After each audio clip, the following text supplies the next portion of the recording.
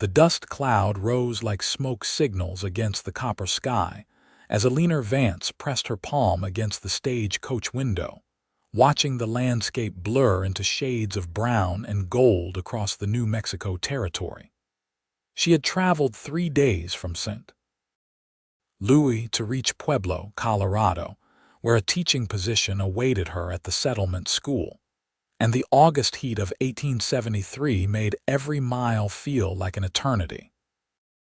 The coach lurched suddenly, throwing Eleanor against the worn leather seat as a sickening crack split the air, and the entire vehicle tilted violently to one side. The driver's curses rang out above the panicked neighing of horses as the stagecoach ground to a halt, listing dangerously.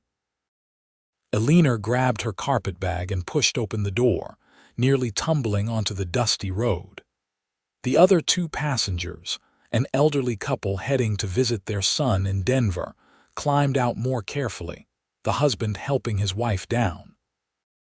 "Axle's broken clean through," the driver announced, spitting tobacco into the dirt as he surveyed the damage. He was a grizzled man with a face like tanned leather, and his expression told Eleanor everything she needed to know before he spoke again. "We are not moving this coach anywhere today. Maybe not tomorrow either." Eleanor's heart sank. They were miles from anywhere, stranded on a lonely stretch of road with nothing but scrub brush and distant mesas for company.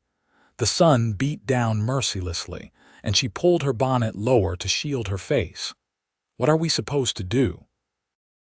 the elderly woman asked, her voice quavering slightly. "Well, madam, I can unhitch one of the horses and ride back to the last way station. That is about 15 miles back. I can get help, but it will take most of the day, and we would not see anyone until tomorrow morning at the earliest." Eleanor looked around at the desolate landscape. The thought of spending the night out here with minimal supplies made her stomach twist with anxiety. She had packed light, bringing only what she could carry, and her water canteen was already half empty. The driver had just begun unhitching one of the horses when the sound of hoofbeats drew everyone's attention. A rider appeared on the horizon, moving at a steady pace along the road. As he drew closer, Eleanor could make out a tall figure on a paint horse, a bedroll and supplies tied behind his saddle. The rider slowed as he approached, taking in the scene with sharp eyes that missed nothing. He was younger than Eleanor expected, perhaps 26 or 27, with dark hair that curled slightly at the collar of his dusty shirt. His face was tanned from long days in the sun, and when he dismounted, she noticed he moved with the easy confidence of someone completely at home in this harsh landscape. "Looks like you folks have run into some trouble," he said, his voice low and steady. He tipped his hat to Eleanor and the elderly woman, a gesture of respect that seemed natural rather than forced. "Axle broke," the driver explained. "I was about to ride back for help." The cowboy crouched down to examine the damage, running his hand along the splintered wood. "This is not getting fixed out here. You will need a new axle, and that means getting the coach to a proper station or back to a town with a wheelwright." "That is what I figured," the driver said grimly. The cowboy stood, dusting off his hands on his worn denim pants. His gaze swept over the stranded passengers, lingering for a moment on Eleanor. She found herself straightening her posture under his scrutiny, suddenly very aware of how disheveled she must look after days of travel. "Name is Ryan Ingram," he said, addressing the group. "I have a ranch about 8 miles north of here. It is not much, but there is shelter, water, and enough supplies to see you folks comfortable until help arrives." "That is mighty generous of you, Mr. Ingram," the elderly man said, "but how would we all get there? We cannot all fit on 2 horses." Ryan considered this for a moment, his brow furrowing in thought. "The way station is closer than my ranch for the driver to fetch help. I propose this. The driver rides back to get assistance for the coach." I can take the lady here on my horse to my ranch, and you two folks can take the stage horses. They are not saddle-trained, but they are gentle enough to ride bareback if you go slow." Eleanor's breath caught. The idea of riding with this stranger sent a flutter of nervousness through her chest, but what choice did they have? The alternative was staying here in the blazing heat with dwindling supplies. "I do not know," she began, but the elderly woman interrupted her. "Dear, you cannot stay out here. Mr. Ingram's offer is a kind one. We will all head to his ranch and everything will be sorted out properly." Eleanor met Ryan's eyes, trying to read his intentions. She had heard stories of the West, of lawlessness and danger, but something in his steady gaze put her at ease. There was a directness to him, an honesty that seemed genuine. "I promise you will be safe, miss," Ryan said quietly. "I have a housekeeper who lives on the property with her husband. They help me run the ranch. You will have proper accommodations and a chaperone if that eases your mind." The way he addressed her concerns before she voiced them surprised Eleanor. He understood her hesitation, the vulnerability of her position, and sought to reassure her without making her feel foolish for her caution. "Very well," she said, making her decision. "I appreciate your kindness, Mr. Ingram." The plan was set in motion quickly. The driver would ride to the way station and send word about the broken coach. The elderly couple, whose name Eleanor learned was Mr. and Mrs. Patterson, would follow behind Ryan and Eleanor at a slower pace on the stage horses. Ryan assured them the route was straightforward and they could not lose their way. Eleanor gathered her carpet bag and the small trunk that held her most precious possessions, her books and teaching materials. Ryan secured her trunk behind his saddle with practiced efficiency, then turned to help her mount. "Have you ridden before, miss?" he asked. "Vance. Eleanor Vance. And yes, though not often and never like this." "Well, Miss Vance, it is not complicated. I will mount first, then you will sit in front of me. The saddle will be a bit cramped, but it is the safest way. I will need to hold the reins around you, but I will be respectful. You have my word." Eleanor nodded, her cheeks warming slightly at the implied intimacy of the arrangement. But again, what choice was there? She could hardly walk 8 miles in this heat carrying her belongings. Ryan mounted his horse in one smooth motion, then extended his hand down to her. Eleanor took it, surprised by the strength in his grip as he helped pull her up. She found herself seated in front of him, very aware of his presence behind her. His arms came around both sides as he gathered the reins, and she caught the scent of leather, sage, and something else, something distinctly masculine that made her pulse quicken. Comfortable. His voice was close to her ear, warm and low. "As much as I can be, I suppose." She felt rather than heard his quiet chuckle. "It is not far. We will take it easy." The horse started forward at a gentle walk, and Eleanor gripped the saddle horn to steady herself. Behind them, she could hear the Pattersons preparing to follow, and the driver was already mounting the horse that would take him back to the way station. The landscape stretched out before them, vast and unforgiving. The road gave way to rougher terrain as Ryan guided the horse along what appeared to be a well-worn trail heading north. The sun continued its relentless assault, and Eleanor was grateful for the bonnet that provided some shade. "You are traveling to Pueblo?" Ryan asked after they had ridden in silence for a while. "Yes, I have accepted a position as a schoolteacher there." "That is good. The territory needs more teachers. Too many children growing up without proper education out here." "Have you lived in New Mexico long, Mr. Ingram?" "Most of my life. My father brought our family out here when I was just a boy, back in '58. He wanted to start a ranch, build something of his own. He died about 5 years ago, left the ranch to me." There was something in his voice when he mentioned his father, a note of sadness mixed with pride. Eleanor found herself curious about this man who had so readily offered help to strangers. "And your mother?" "She passed when I was 12. Fever took her one winter. It was hard on my father, but he persevered. He was a strong man, stubborn as they come. I am sorry for your losses." "Thank you. It is the way of things out here sometimes. The land takes as much as it gives." They rode on, the horse's steady gait making the journey almost meditative. Eleanor found herself relaxing despite the unusual circumstances. Ryan kept his word, maintaining a respectful distance as much as was possible given their close quarters. She could feel the solid presence of him behind her, a strange comfort in this wild landscape. "What made you want to teach?" Ryan asked after another stretch of silence. "I have always loved learning, and I suppose I wanted to share that with others. My father was a schoolmaster back in Philadelphia before he died. I grew up surrounded by books and the belief that education could change lives. When he passed 2 years ago, my mother went to live with my sister and her family. I needed to find my own way, and teaching seemed the natural choice. Philadelphia to New Mexico, that is quite a change."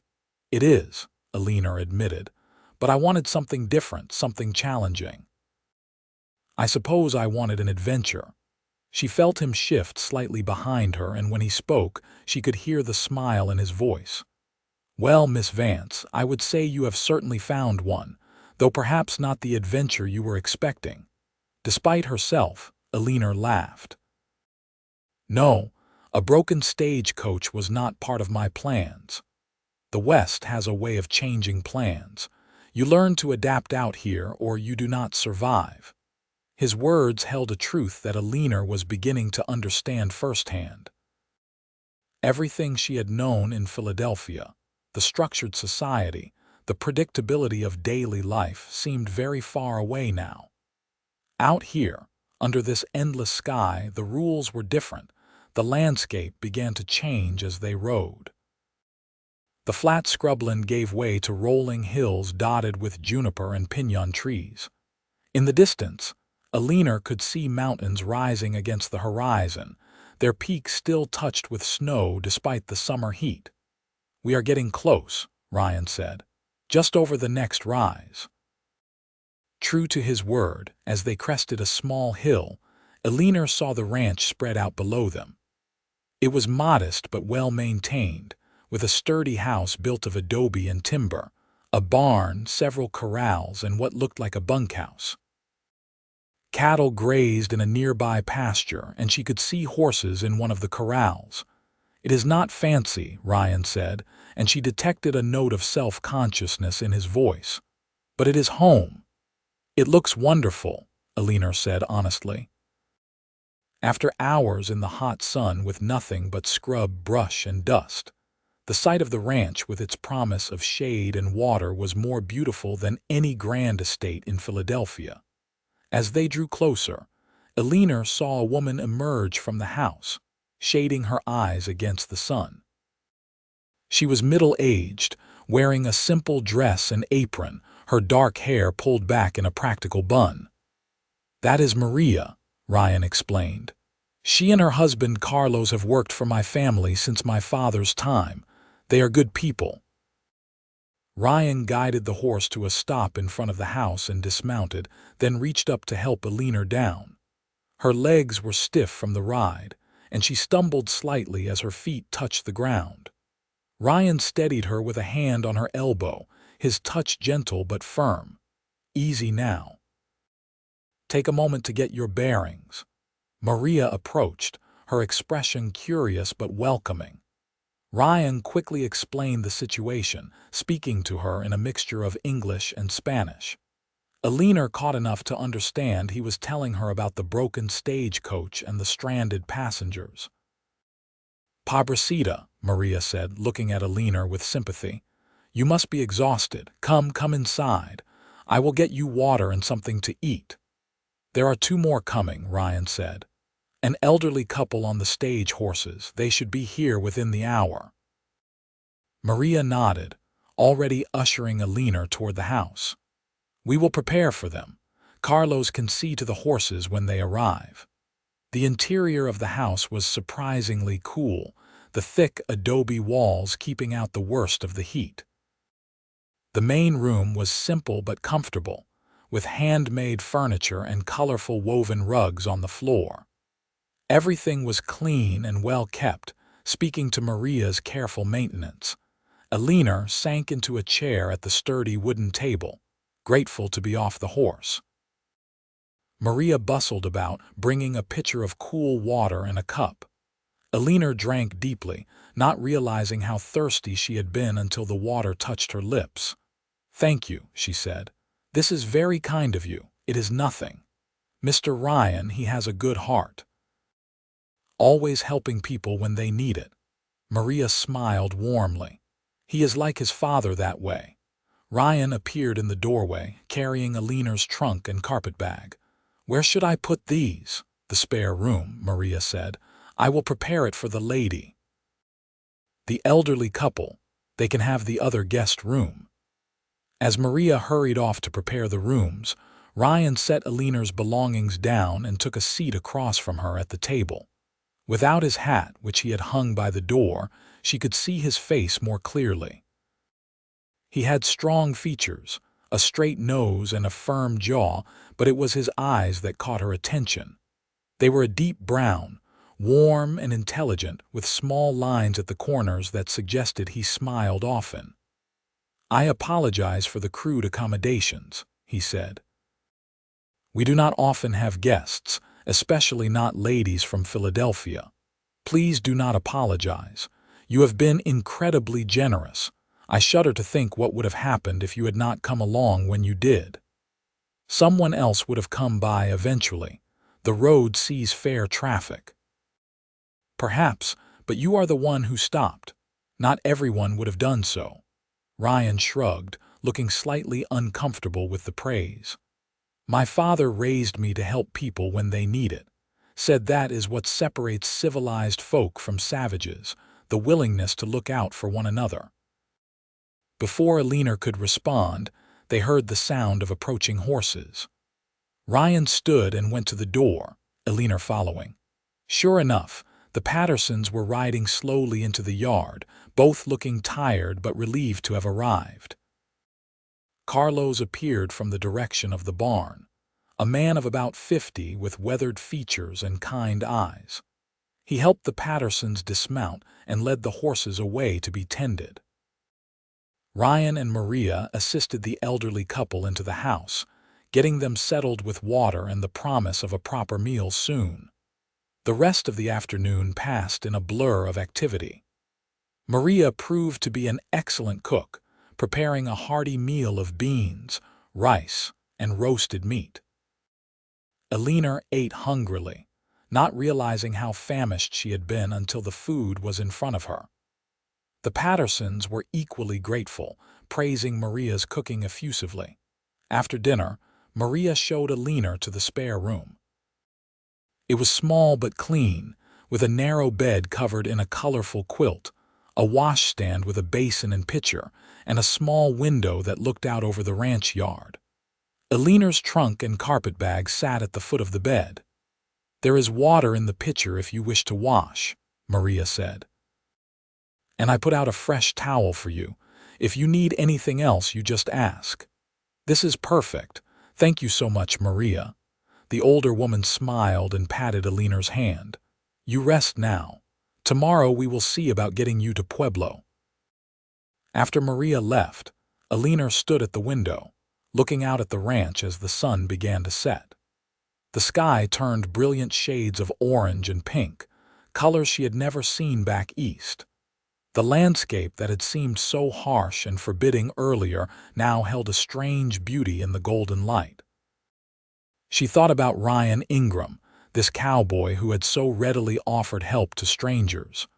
There was something solid about him, dependable. He had been respectful and kind, making her feel safe even in circumstances that could have been frightening. Eleanor found herself curious about him, wanting to know more about the man who had built a life in this unforgiving land. A knock at the door pulled her from her thoughts. She opened it to find Ryan standing there, his hat in his hands. "I apologize for disturbing you, Miss Vance. I wanted to let you know that I will ride out to the main road first thing tomorrow morning to see if the driver has sent help yet. If not, I will go into the nearest town myself and arrange for a wagon to take you and the Pattersons to Pueblo. You have already done so much. I hate to impose further. It is no imposition. You need to get to your teaching position, and the Pattersons need to reach their son. I will not rest easy until I know you are all safely on your way." His sincerity touched Eleanor. She studied his face in the fading light, noting the earnestness in his expression. "Then I thank you, Mr. Ingram. Your kindness will not be forgotten." "Ryan," he said. "You can call me Ryan. We are not so formal out here." "Then you must call me Eleanor." He smiled, a genuine expression that transformed his face, making him look younger. "Eleanor, it is a pretty name. Suits you." Eleanor felt heat rise to her cheeks and was grateful for the dim light that hid her blush. "Thank you." They stood there for a moment, an oddly comfortable silence stretching between them. Finally, Ryan cleared his throat and stepped back. "I will let you get your rest. Tomorrow will be another long day." Eleanor watched him walk away, his boots echoing on the wooden floor. She closed the door and leaned against it, her heart beating a little faster than usual. There was something about Ryan Ingram that drew her, something beyond gratitude for his help. She shook her head, dismissing the thought. She was simply tired and overwhelmed by the day's events. That was all. But as she prepared for bed, washing her face in the basin and changing into her nightgown, Eleanor could not quite shake the image of Ryan from her mind. The way he had held her so carefully on the horse, the quiet strength in his voice, the kindness in his eyes.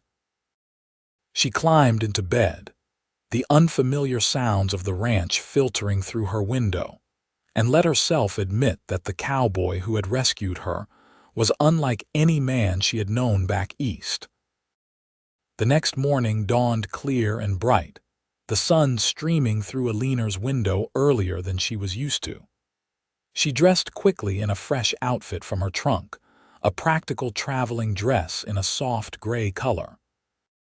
Her hair was a disaster after yesterday's ordeal, and she spent some time pinning it up properly, wanting to look presentable. When she emerged from her room, she found the house already bustling with activity. Maria was preparing breakfast, wonderful smells drifting from the kitchen. The Pattersons were already seated at the table, looking much refreshed after a night's rest.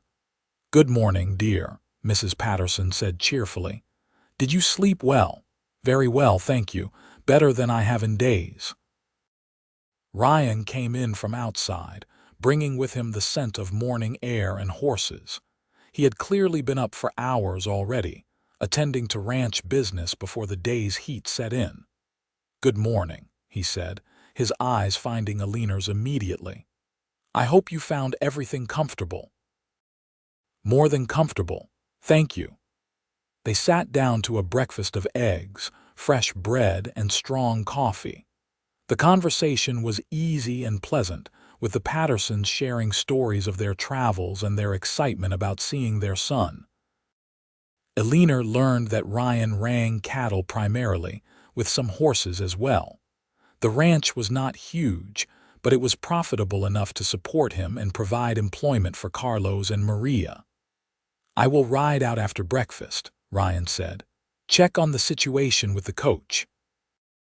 If help has not arrived yet, I will go into Las Vegas. It is the nearest town of any size, about 20 miles from here. I can hire a wagon and driver there." "Las Vegas?" Eleanor asked. "I thought we were heading to Pueblo." "You are, but Las Vegas is closer for getting immediate help. Once we get you to the main road with proper transport, you can continue north to Pueblo without trouble."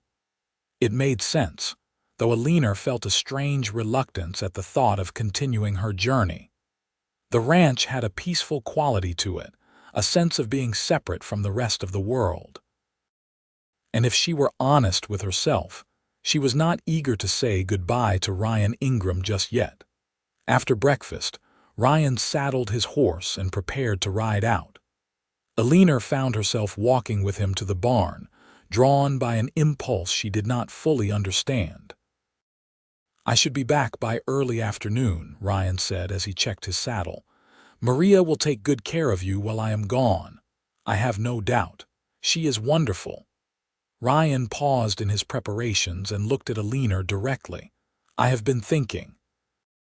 If the driver has not sent help yet, it will take time to arrange proper transport. You might need to stay here another night. I hope that does not cause problems with your position in Pueblo." I sent a letter ahead giving them a general time frame for my arrival. A day or two delay should not matter, especially given the circumstances. "Good. I would hate for this situation to cost you your position." "Ryan," Eleanor said, using his given name deliberately, "you have gone above and beyond what any stranger could expect. Whatever happens, I am grateful."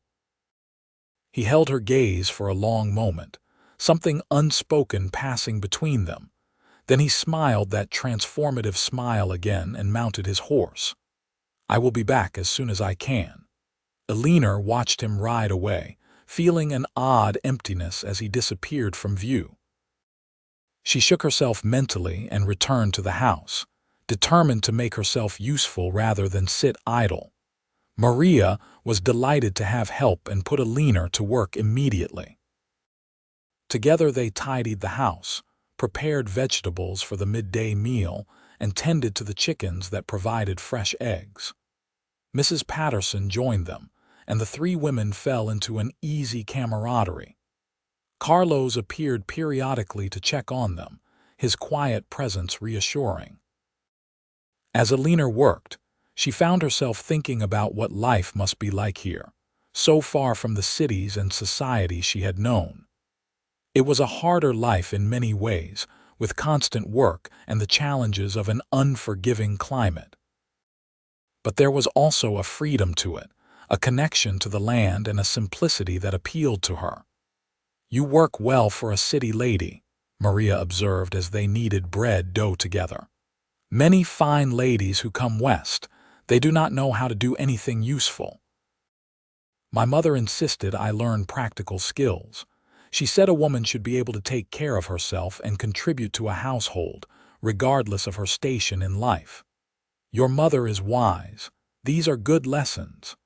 Mrs. Patterson nodded in agreement. "My granddaughters could use such teaching." "They have been raised too soft, I fear. The world is changing, and women need to be strong." Eleanor thought about her students in Pueblo, the children she would soon be teaching. She wanted to give them more than just reading and arithmetic. She wanted to instill in them a sense of possibility, an understanding that they could build lives of meaning and purpose regardless of their circumstances.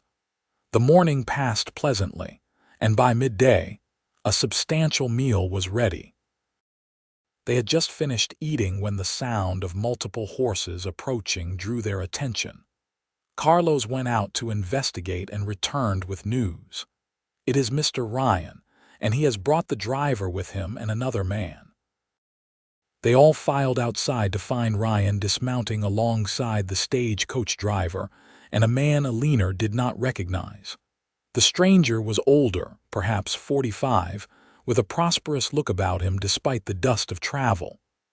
"Miss Vance, Mr. and Mrs. Patterson," Ryan said. "This is Samuel Webb. He is a freight operator out of Las Vegas. I have arranged for him to transport you to Pueblo." "Pleased to meet you folks," Samuel said, tipping his hat. "Sorry to hear about your troubles. I have a sturdy wagon and a good team that will get you to Pueblo safe and sound." "What about our belongings still with the stagecoach?" Mr. Patterson asked. The driver spoke up. "The station has sent men to retrieve the coach and bring it in for repairs. Your belongings will be forwarded to Pueblo within the week, I guarantee it. And the fare we already paid, Mrs. Patterson inquired, will be credited toward your return journey or refunded if you prefer. The company stands by its service, even when things go wrong. Everything seemed to be falling into place. Eleanor should have been relieved, eager to continue to Pueblo and start her new life. Instead, she felt a sinking sensation in her stomach. The resolution of their predicament meant saying goodbye to Ryan and this place that had offered unexpected sanctuary. "When would we leave?" Eleanor asked, trying to keep her voice neutral. "I figured tomorrow morning would be best," Samuel said.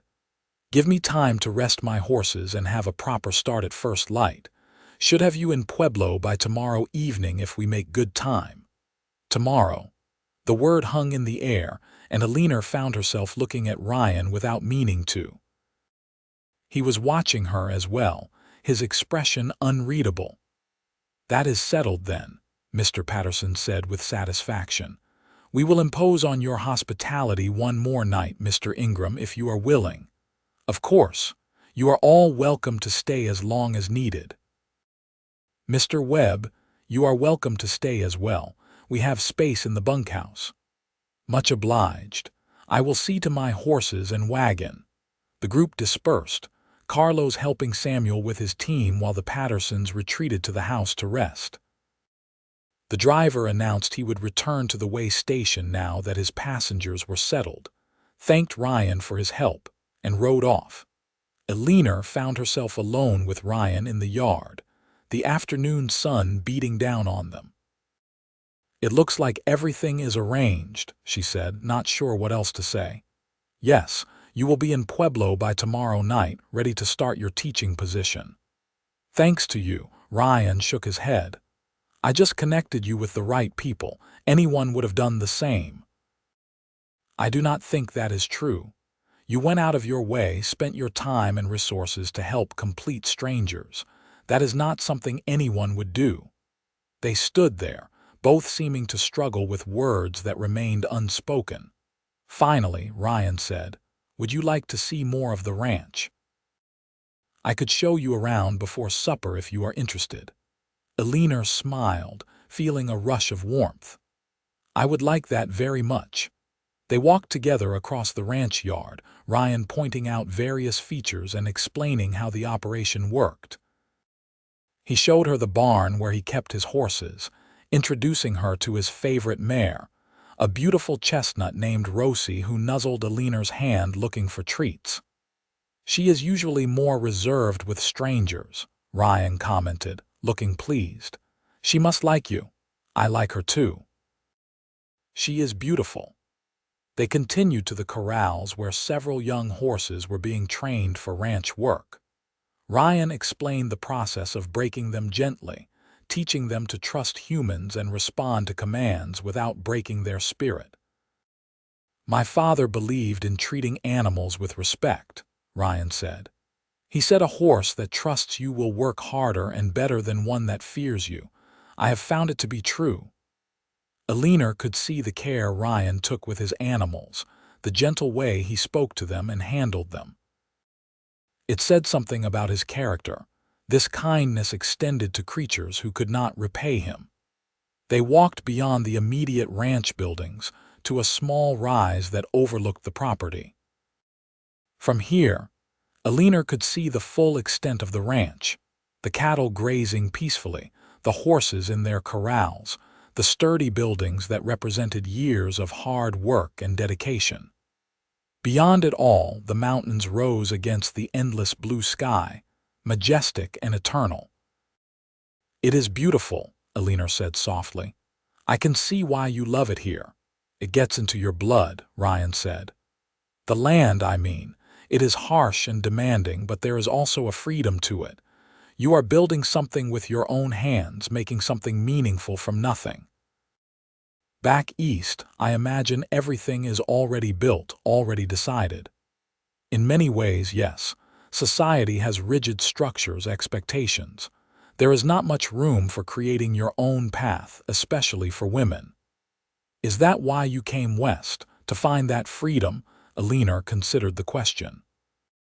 "Partly, I suppose. I wanted to be more than just someone's daughter or sister or eventual wife. I wanted to do something that mattered, to be someone in my own right. Teaching gives me that opportunity. You will be a good teacher, I can tell. How can you possibly know that? You barely know me." Ryan turned to face her fully, his expression serious. "I have seen how you interact with Maria, with the Pattersons. You treat everyone with respect, regardless of their station. You are not afraid of hard work, and you ask questions you want to learn. Those are the qualities of a good teacher." His words touched Eleanor deeply. In the short time she had known him, Ryan had seen her more clearly than many people who had known her for years. "Thank you," she said quietly. "That means more than you might think." They stood together on the rise, watching the sun begin its descent toward the horizon. Eleanor was acutely aware of Ryan beside her, the solid presence of him, the way the breeze ruffled his dark hair. She felt drawn to him in a way that both excited and frightened her. This was not part of her plan. She was supposed to arrive in Pueblo, establish herself as a teacher, build an independent life. Feelings for a cowboy she had just met were a complication she had not anticipated. But the heart, Eleanor was learning, did not care much for plans. "I should probably head back," Eleanor said reluctantly. "Maria will need help with supper." "Of course." They walked back to the house in comfortable silence. Before they reached the door, Ryan stopped and turned to Eleanor. "I am glad the stagecoach broke down," he said, then immediately looked embarrassed. "That sounds terrible. I do not mean I am glad you were stranded, but I am glad I got to meet you. These past 2 days have been pleasant in a way I was not expecting." Eleanor's heart skipped. "I feel the same way. You have been so kind, Ryan. I will not forget it. Eleanor, I was wondering if maybe I could write to you in Pueblo. Keep in touch, see how you are settling in." The hope in his eyes made Eleanor's decision easy. "I would like that very much." His smile was brilliant. "Good. That is good." The rest of the evening passed in a warm glow for Eleanor. Supper was a lively affair, with Samuel Webb joining them and telling entertaining stories of his years as a freight operator. The Pattersons were in high spirits, excited about reaching their son the next day. Maria and Carlos were their usual gracious selves, making everyone feel welcome and cared for. Through it all, Eleanor found her eyes constantly drawn to Ryan. She caught him looking at her more than once, and each time their gazes met, she felt that flutter in her chest, that sense of connection that seemed to grow stronger by the hour. After supper, everyone gathered in the main room. Samuel produced a harmonica and played a few tunes, and Mrs. Patterson surprised everyone by singing in a lovely soprano voice. It was a simple evening, the kind Eleanor imagined people in the West must have regularly, but to her, it felt special, magical even. When everyone finally retired for the night, Eleanor lay in her bed unable to sleep despite her exhaustion. Tomorrow she would leave this place, travel to Pueblo, and begin the life she had planned. But now those plans felt different, colored by the presence of a dark-haired cowboy with kind eyes and a generous heart. She thought about the prospect of letters, of maintaining a connection with Ryan despite the distance. It felt like a lifeline, a way to hold onto this unexpected feeling that had bloomed in her heart over 2 short days. Eleanor must have eventually drifted off, because the next thing she knew, morning light was streaming through her window. She rose and dressed quickly, wanting to savor every remaining moment at the ranch. Breakfast was a somewhat subdued affair, everyone aware that this was a parting meal. Maria had prepared extra food for the journey, packing a basket for the travelers. Samuel was eager to get started, wanting to cover as much ground as possible before the day's heat became oppressive. Eleanor's trunk and carpetbag were loaded onto Samuel's wagon, along with the Pattersons' belongings. The older couple thanked Ryan, Maria, and Carlos effusively for their hospitality, extracting promises that if the Ingrams ever came to Denver, they must look them up. Finally, it was Eleanor's turn to say goodbye. She hugged Maria, thanking her for her kindness and the practical lessons in frontier living. Carlos received her thanks with a shy smile and a respectful bow. Then she turned to Ryan. They stood facing each other in the ranch yard, suddenly awkward despite the easy companionship they had developed. Eleanor was aware of the others watching discreetly, giving them space but still present. "Thank you for everything," Eleanor said, wishing she could say more but not finding the words. "You saved us, truly." "It was my pleasure to help. I meant what I said about writing. I will send a letter to you in care of the Pueblo school. You will write back." "Of course I will. I promise." Ryan reached out and took her hand, holding it gently. The touch sent warmth through Eleanor's entire body. "Safe travels, Eleanor. I hope Pueblo is everything you are hoping for." "Thank you. Take care of yourself, Ryan, and Rosie." He smiled at the mention of his horse. "I will." Samuel called out that they needed to leave if they were going to make Pueblo by nightfall. Reluctantly, Eleanor released Ryan's hand and climbed into the wagon. The Pattersons were already settled on the bench seat, and Eleanor squeezed in beside Mrs. Patterson. As Samuel urged his team forward and the wagon began to move, Eleanor twisted around to watch Ryan. He stood in the yard, one hand raised in farewell, growing smaller as the distance increased.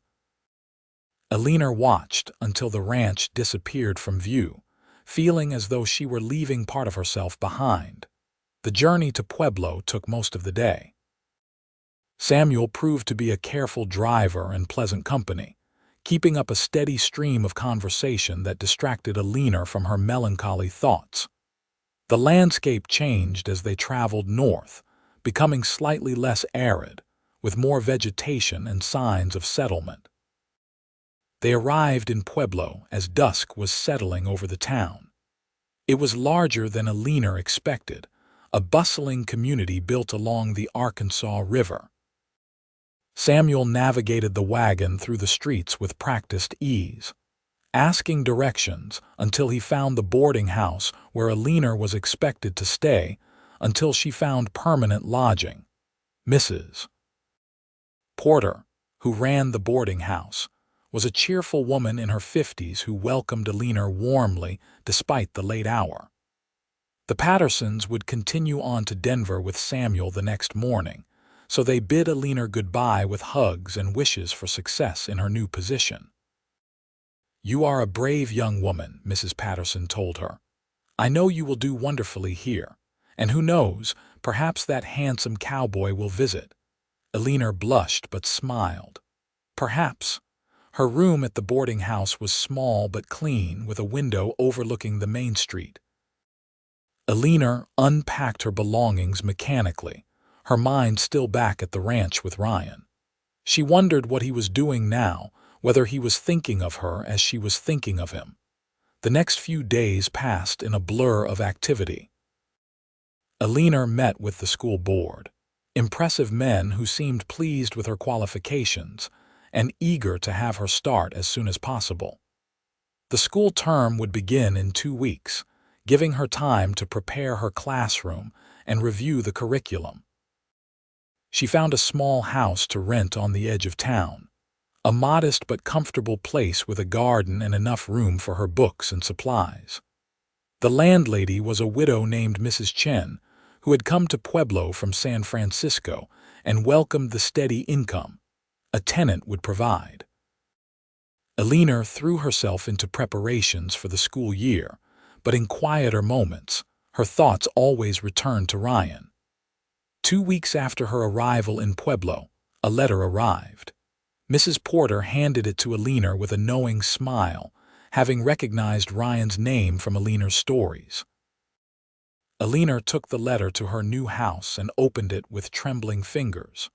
Ryan's handwriting was surprisingly neat, his words carefully chosen. "Dear Eleanor, I hope this letter finds you well and settling into your new position in Pueblo. The ranch seems quiet without the bustle of extra people. Though Maria says I am imagining things since we only had guests for 2 days. I wanted you to know that your trunk and other belongings from the Stagecoach were delivered to the company office in Las Vegas. I have arranged for them to be forwarded to you in Pueblo, so you should receive them within the week. Life here continues as usual. The cattle are doing well, and we have had good rain, which helps with the grazing. Carlos and I are breaking a new horse, a spirited black gelding that reminds me a bit of you, strong-willed but intelligent. I find myself thinking often of our conversations, of the way you looked at the ranch from the rise that afternoon. You saw the beauty in this harsh land, understood what draws people to make their lives here. Not everyone can see that. I know you must be busy with your teaching preparations, but I hope you will write when you have time. I would like to hear how you are managing, whether Pueblo is living up to your expectations. Until then, I remain yours. Ryan Ingram. Eleanor read the letter 3 times, savoring every word. Then she sat down immediately to write a response, telling him about Pueblo, her new house, and her excitement mixed with nervousness about starting to teach. She wrote about meeting her students, about the curriculum she was developing, about the challenges and rewards she anticipated. But she also wrote more personal thoughts, admitting that she found herself thinking of the ranch, of the peaceful mornings and the vast sky of him. She tried to keep her words appropriate, not wanting to presume too much, but she wanted him to know that he was in her thoughts. Thus began a correspondence that became the bright spot in Eleanor's days. Letters flew back and forth between Pueblo and the ranch with increasing frequency. Ryan wrote about life on the ranch, about the challenges of the coming winter, about small incidents and observations that gave Eleanor a window into his world.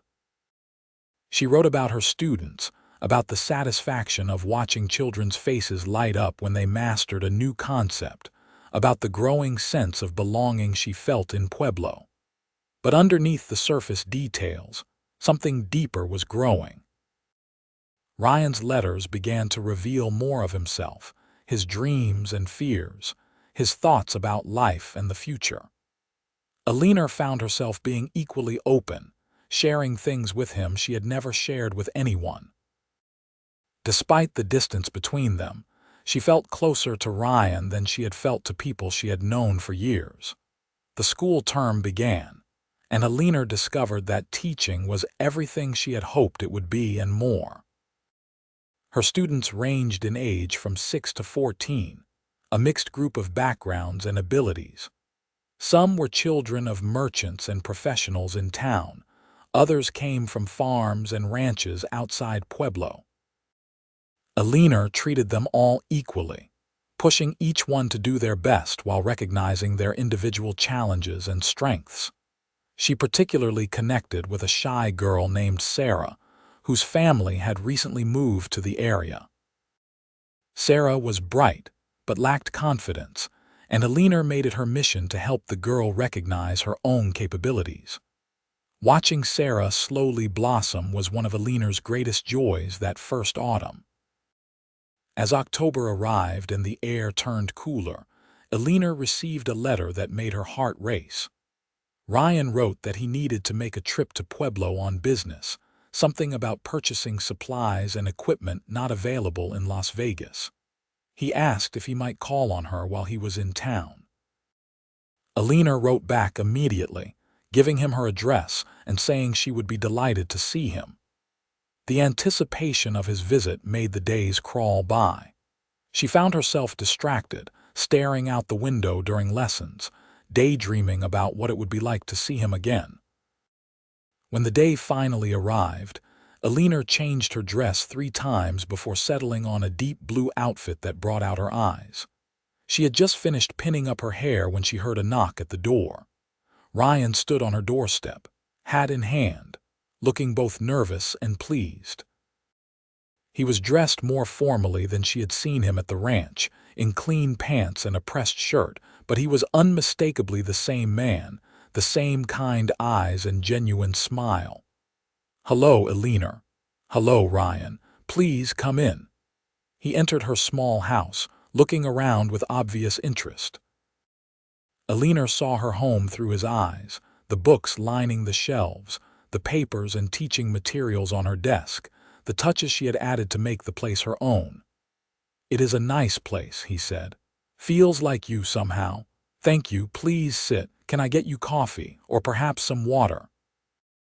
"Coffee would be wonderful, thank you." Eleanor busied herself preparing coffee, grateful for something to do with her hands. When she returned with 2 cups, she found Ryan examining the books on her shelf. "You have quite a collection," he observed. "I recognize some of these from my school days, but many I have never heard of. I could lend you some if you would like. We could discuss them in our letters." "I would enjoy that." They sat together, and the initial awkwardness gradually faded as they talked.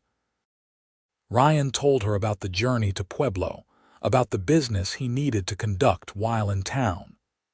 Eleanor shared stories about her students and the satisfaction she was finding in teaching. But beneath the ordinary conversation, Eleanor was intensely aware of Ryan's presence, the way he looked at her, the sound of his voice filling her small house.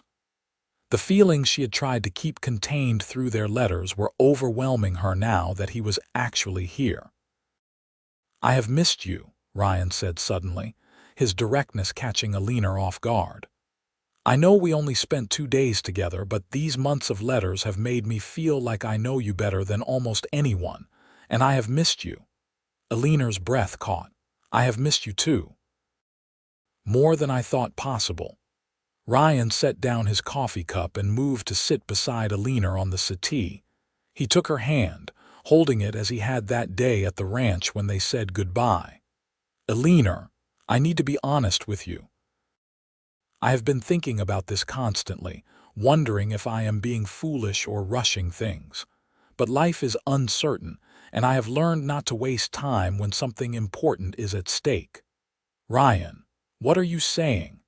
"I am saying that I have fallen in love with you. I know it seems fast, that we have spent more time writing letters than in each other's actual presence. But my heart knows what it wants, and it wants you.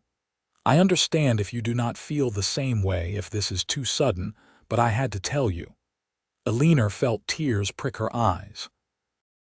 "It is not too sudden. I feel the same way. I have tried to tell myself I was being foolish, that you cannot fall in love with someone through letters, but I have fallen in love with you too, Ryan. I think I started falling that first day on the horse when you held me so carefully and promised I would be safe." Ryan cupped her face gently with his free hand, his eyes searching hers. "Are you sure? Because if we pursue this, I will want everything, Eleanor. I will want you as my wife, my partner in building a life together.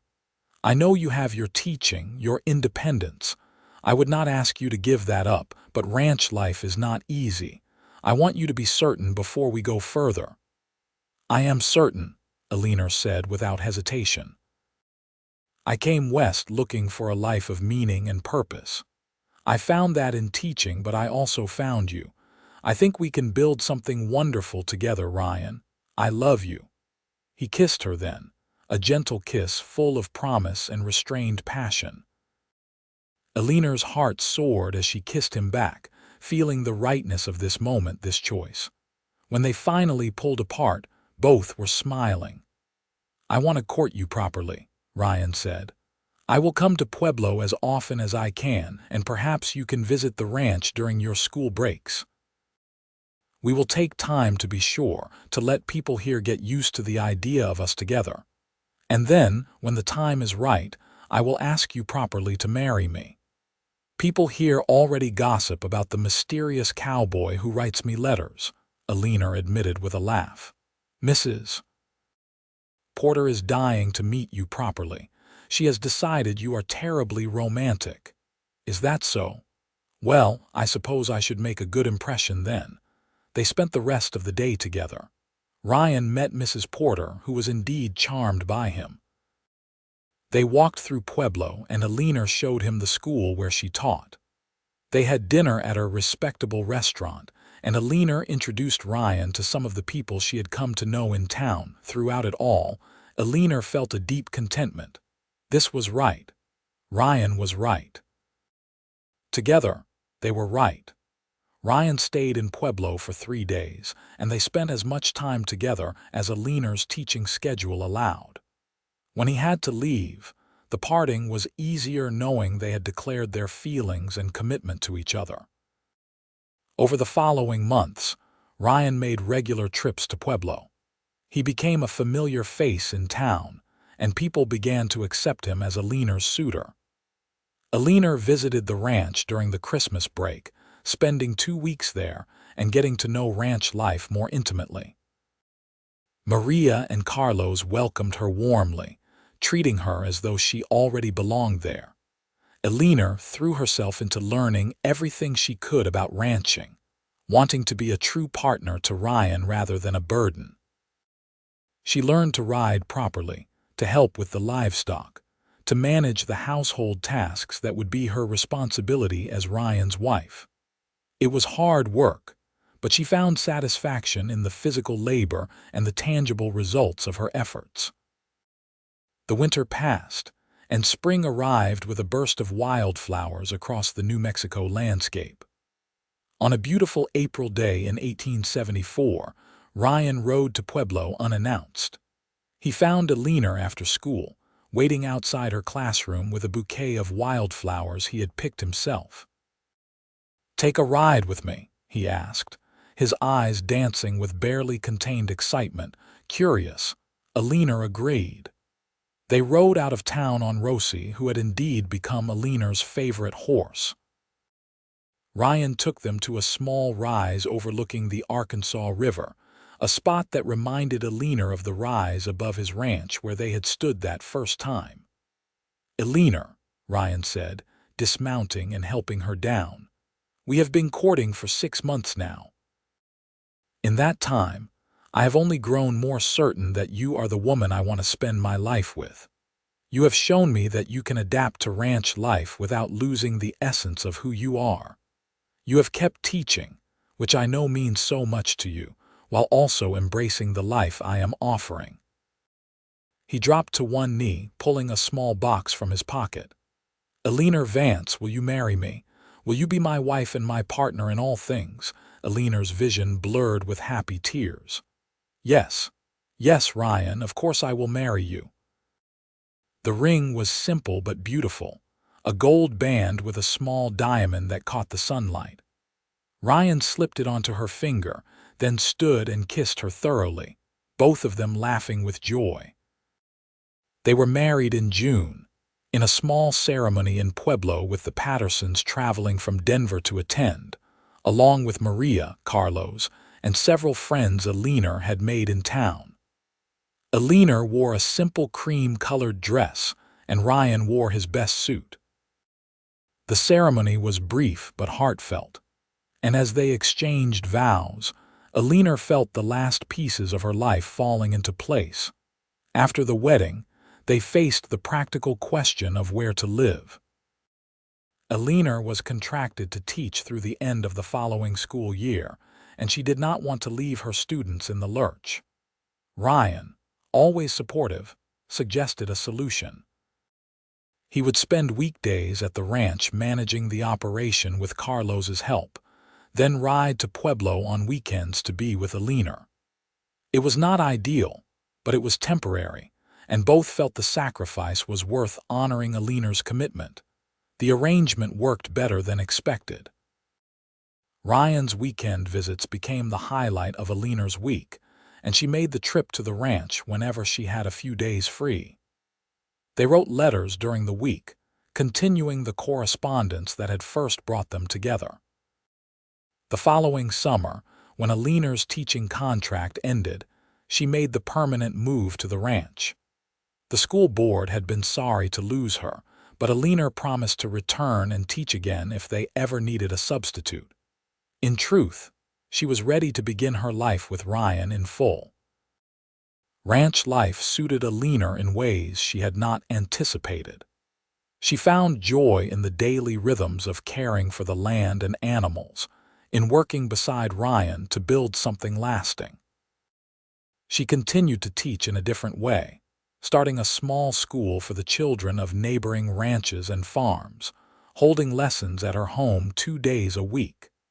It gave her an outlet for her passion for education, while allowing her to contribute to the community.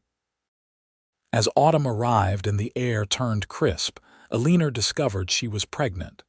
She shared the news with Ryan on an evening as they sat together on the porch, watching the sun set over the land they loved. Ryan's face transformed with joy. "A baby! We are going to have a baby! Are you happy?" Eleanor asked, though his expression made the answer obvious. "Happy does not begin to cover it. You have given me so much already, Eleanor. Now this. I am the luckiest man alive." Their son was born the following May, a healthy boy with Ryan's dark hair and Eleanor's blue eyes. They named him Jacob, after Ryan's father.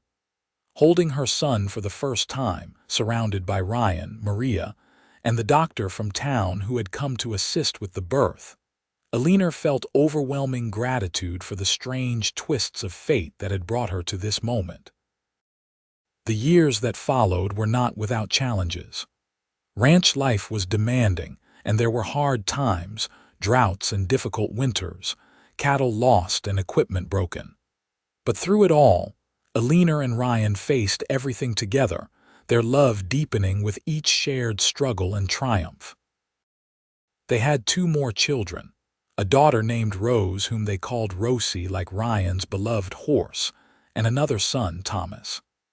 The house rang with the sounds of children, and Eleanor taught them all to read before they could barely walk. She continued her small school, and as Pueblo grew, she occasionally taught at the town school when they needed extra help. Ryan expanded the ranch gradually, never overreaching, building something solid and sustainable. He became known throughout the territory as a fair man to deal with, someone whose word was his bond. Eleanor became known for her kindness and intelligence, a woman who could be both a gracious hostess and a skilled rancher who was not afraid to work alongside the men during roundup. Maria and Carlos remained with them, becoming beloved members of the family. The children called them Tia and Tio, and the older couple spoiled them appropriately. When Carlos's health began to fail as he aged, Ryan and Eleanor cared for him with the same devotion he had shown their family for so many years. After Carlos passed peacefully in his sleep at age 73, Maria continued to live with them, helping Eleanor manage the household and doting on the children. The Pattersons visited occasionally, always delighting in seeing how well Eleanor and Ryan had built their life together. Mrs. Patterson never failed to remind them that she had known from that first moment at the ranch that they were meant for each other. On their 10th wedding anniversary, Ryan took Eleanor back to the rise where he had proposed. They stood together, his arms around her, looking out over the land they had made their home. "You ever regret it?" Ryan asked. "Giving up the independence you came west to find, tying yourself to me in this life?" Eleanor turned in his embrace to face him. "I did not give up my independence, Ryan. I chose how to use it. I chose you, chose this life, and it has been the best choice I ever made. I found everything I was looking for and so much more. I fell in love with you that first day," Ryan admitted. "When you climbed onto my horse, trying so hard to be brave even though you were frightened and uncertain. I remember thinking this woman has real courage. And then I got to know you, and I realized courage was just one of your many remarkable qualities. I fell in love with you when you offered your horse and your heart to a stranger," Eleanor replied. "You did not have to help us, but you did without hesitation. You showed me that real strength is not about dominance or control, but about kindness and generosity." You have shown me that every day since." They kissed as the sun set, painting the sky in brilliant colors, the same colors Eleanor had marveled at on her first evening at the ranch all those years ago. The land stretched out around them, harsh and beautiful, demanding and rewarding, the home they had built together through love and hard work. That night, tucked into bed with Ryan's arms around her and the sounds of the ranch settling for the evening, Eleanor thought back to the woman she had been when the stagecoach broke down in the middle of nowhere. That woman had been brave but uncertain, full of dreams but unsure how they would materialize. Now, a decade later, she knew. The dreams had materialized not in the way she had imagined, but in ways far better. She had found purpose in teaching, satisfaction in building a home and a family, and profound love with a man who valued her for exactly who she was. The broken stagecoach had seemed like a disaster at the time, a frightening interruption of her carefully laid plans. But it had brought her to Ryan, to the ranch, to the life that was meant to be hers all along. Sometimes, Eleanor reflected, the best things in life came from the unexpected detours, from the moments when plans fell apart and forced you to be open to new possibilities. Jacob, now 9, already showed signs of being a natural rancher like his father.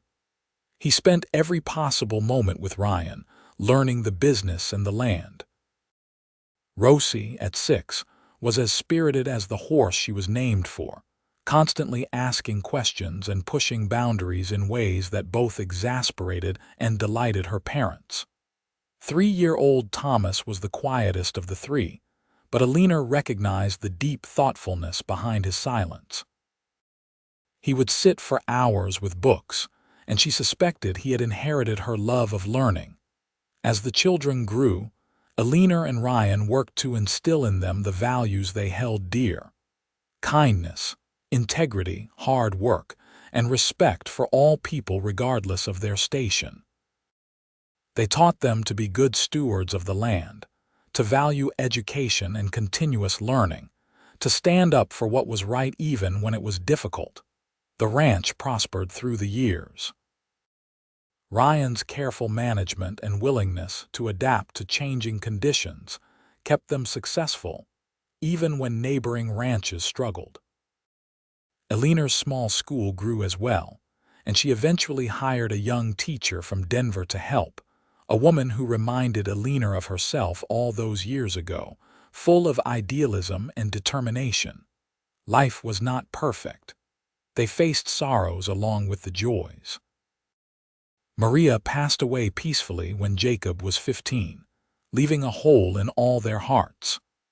A severe drought one year forced them to sell off part of their herd, a difficult decision that kept Ryan awake nights worrying about the future.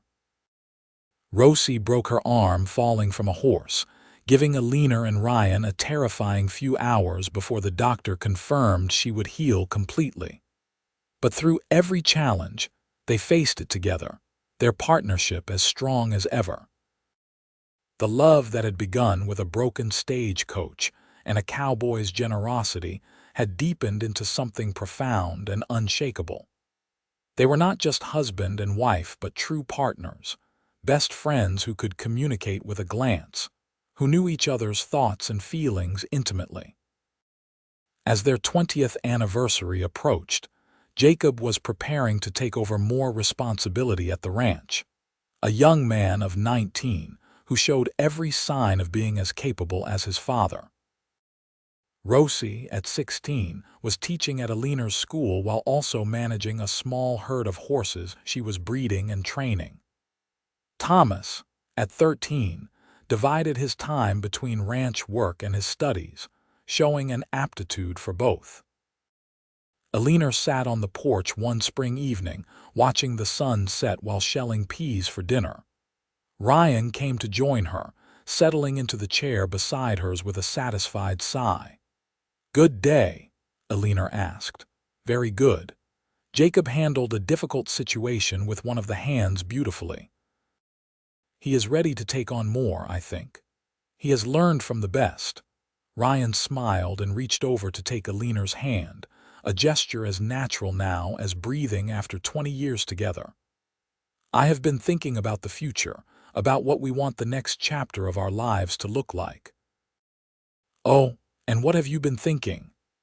"I think it is time to step back a bit, let Jacob take the lead on the ranch. He is ready, and honestly, I find myself wanting more time for other things. More time with you, for one thing. Maybe some travel, see parts of the country we have only read about." Eleanor felt a flutter of excitement. "I would like that. I have always wanted to see San Francisco and perhaps return to Philadelphia, show you where I grew up. Then let us plan to do that. Jacob can manage things here with Rosie's help, and Thomas is old enough to be responsible while we are gone. We can take a few months, just the two of us, and have an adventure." "Another adventure," Eleanor corrected with a smile. "Our whole life together has been an adventure." "That is true. But maybe an adventure with fewer cattle and more interesting food." Eleanor laughed, the sound carrying across the evening air. "When you put it that way, how can I refuse?" They planned their trip for the fall, after the busy summer season on the ranch. Jacob proved every bit as capable as Ryan had believed, stepping into the lead role with confidence and skill. Rosie took over Eleanor's teaching duties, bringing her own energy and ideas to the school. Thomas, mature beyond his years, helped where needed and kept detailed records of everything happening at the ranch while his parents were away. Eleanor and Ryan spent 3 months traveling. They visited San Francisco and marveled at the bustling city, so different from the wide open spaces of New Mexico. They traveled to Philadelphia, where Eleanor showed Ryan her childhood home and introduced him to her sister and nieces and nephews. They went to New York and Boston, experiencing the culture and sophistication of the eastern cities. But with each stop, Eleanor found herself missing the ranch, missing the wide sky and the clean air, missing the life they had built. Ryan felt the same, and they cut their trip short by 2 weeks, both eager to return home. The day they arrived back at the ranch, riding up the familiar road with anticipation building with every mile, Eleanor felt a profound sense of rightness. This was home. This was where she belonged. The broken stagecoach that had seemed like such a disaster 21 years ago had brought her to exactly the right place. Jacob, Rosie, and Thomas ran out to meet them, all talking over each other with news and stories from the months they had been gone. Inside, the house was clean and well maintained, proof that the children had managed beautifully in their absence. That evening they all sat around the dinner table, the family complete again, and Eleanor looked around at the faces she loved most in the world. "It is good to be home," she said simply. Ryan's eyes met hers across the table, full of love and understanding. "It is always good to be home when home is wherever you are." The years continued to pass, marked by the changing seasons and the milestones of their children's lives. Jacob married a sweet young woman named Catherine from a neighboring ranch, and they built a house on the far edge of the property, close enough to help with the ranch but far enough for their own independence. When Jacob and Catherine's first child arrived, a boy they named Ryan after his grandfather, Eleanor held her grandson and marveled at the continuity of life, the way love and family extended forward into the future. Rosie married a banker from Pueblo, surprising everyone with her choice. But Douglas was a good man who appreciated Rosie's spirit and independence, and he supported her continuing to run her horse breeding operation even after they married. They divided their time between a house in Pueblo and a small place near the ranch, making both lives work together. Thomas was the last to marry, choosing a quiet woman named Alice, who shared his love of books and learning. Thomas became a teacher, taking over Eleanor's school completely when she finally decided to fully retire at 60. Alice taught alongside him, and together they expanded the school, eventually convincing the territory to establish a proper schoolhouse and pay multiple teachers. As Eleanor and Ryan grew older, they spent more time on the porch, watching the ranch continue under Jacob's capable management while enjoying the peace of their later years. Their love, tested by time and strengthened by shared experience, remained the cornerstone of their lives. On their 40th anniversary, their children and grandchildren gathered at the ranch for a celebration. The house was full of noise and laughter, children running through the rooms, the sounds of family everywhere. That evening, after everyone had settled down for the night, Eleanor and Ryan walked out to their favorite rise, moving more slowly than they once had but still together. 40 years, Ryan said wonderingly. Sometimes it feels like just yesterday I saw that broken stagecoach and decided to stop and help. Best decision you ever made, Eleanor teased. Second best, Ryan corrected. The best was asking you to marry me. No, that was the best decision I ever made, accepting your proposal. They stood together in the gathering darkness, watching stars emerge in the vast New Mexico sky. Eleanor leaned against Ryan, and he wrapped his arms around her as he had done countless times over 4 decades. You remember when you offered me your horse and your heart? Eleanor asked softly. I remember. I was terrified you would think I was crazy, that it was too fast, too much. I thought I was the crazy one for considering it, but you offered both your horse and your heart so freely with such genuine kindness. How could I not fall in love with you? I am glad you did. You have made my life infinitely richer, Eleanor. Everything good in my life stems from that moment I decided to stop and help a stranded woman with a broken stagecoach. And everything good in my life came from being brave enough to accept help from a cowboy I did not know. We have built something beautiful together, Ryan.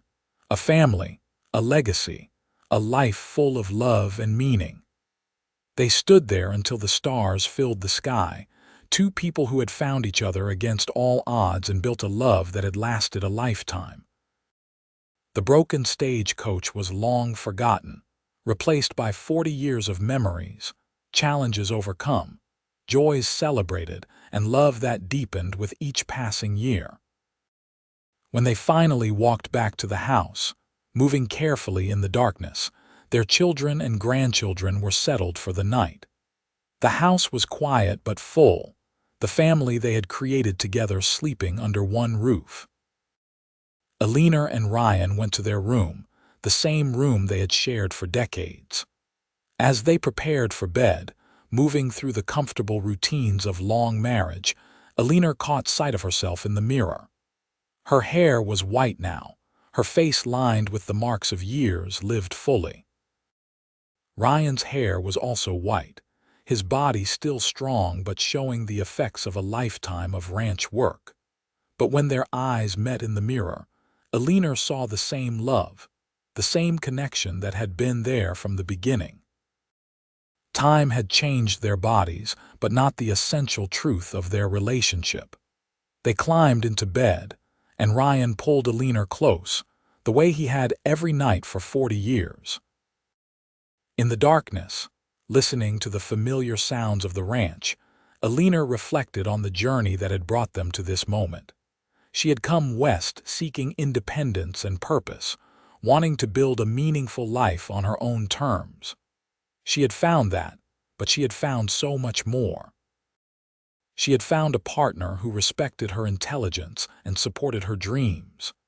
She had found a love that was both passionate and practical, romantic and rooted in the daily realities of building a life together. She had found a family and a legacy that would extend far beyond her own lifetime. I love you, Eleanor, Ryan whispered into the darkness, the same words he had spoken countless times but which never lost their power. I love you too, Ryan, always and forever. As she drifted off to sleep in her husband's arms, surrounded by the family they had created and the life they had built, Eleanor Vance Ingram felt complete contentment. The broken stagecoach that had seemed like such a catastrophe all those years ago had been the beginning of the greatest adventure of her life. A cowboy had offered his horse and his heart to a stranded woman, and in return, she had given him her love, her trust, and her life. Together, they had built something that would last long after they were gone, a legacy of love, family, and the courage to embrace the unexpected opportunities life presented. The ranch would continue, passed down through Jacob to his children and beyond. The school would continue, educating generations of children in the territory. But most importantly, the love story that began with a broken stagecoach would continue, told and retold by their descendants. A reminder that sometimes the best things in life come not from careful planning, but from being open to the possibilities that arise when plans fall apart, from the courage to accept help from a stranger, and from the willingness to give your heart fully when you find someone worth loving.